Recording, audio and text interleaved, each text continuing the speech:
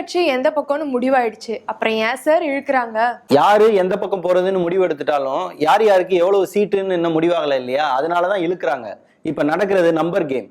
திமுக கூட்டணியில காங்கிரஸ் எத்தனை சீட்டு கேக்குது? அவங்க நிறைய கேக்குறாங்க. குலாம் நபி ஆசாத் வந்தப்ப 80 சீட்டு கேட்டாரு. திமுக நீங்க சீரியஸா தான் கேக்குறீங்களா அப்படின்னு திருப்பி கேட்டாங்க.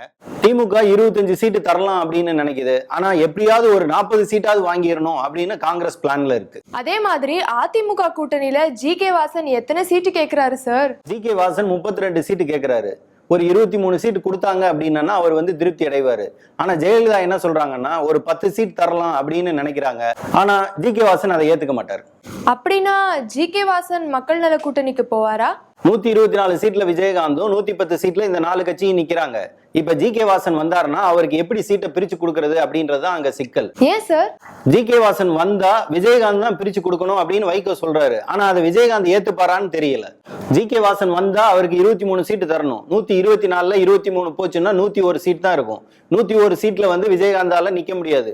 ஒருத்தர் முதலமைச்சர் வேட்பாளரா இருக்கிறவர் 117 சீட்லயாவது நிக்கணும். அதனாலதான் அது சிக்கலா இருக்கு. திமுக அதிமுக 2 பேர்கிட்ட நிறைய சீட் இருக்கு, அப்புறம் ஏன் இந்த கஞ்சத்தனம்? விஜயகாந்த் மாதிரி இன்னொரு ஆளை வளர்த்து விடக்கூடாது அப்படின்றதுல அதிமுக திமுக தெளிவா இருக்கு.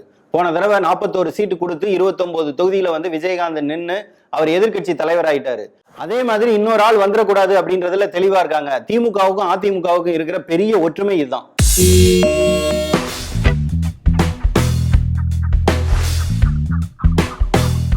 தம்பி பிரபாகரனை தமிழீழத்தின் அதிபராக்க போராடி வந்த வைகோ இன்று கேப்டன் பிரபாகரன் படத்தில் நடித்த விஜயகாந்தை தமிழ்நாட்டின் முதலமைச்சராக துடிக்க ஆரம்பித்திருக்கிறார்.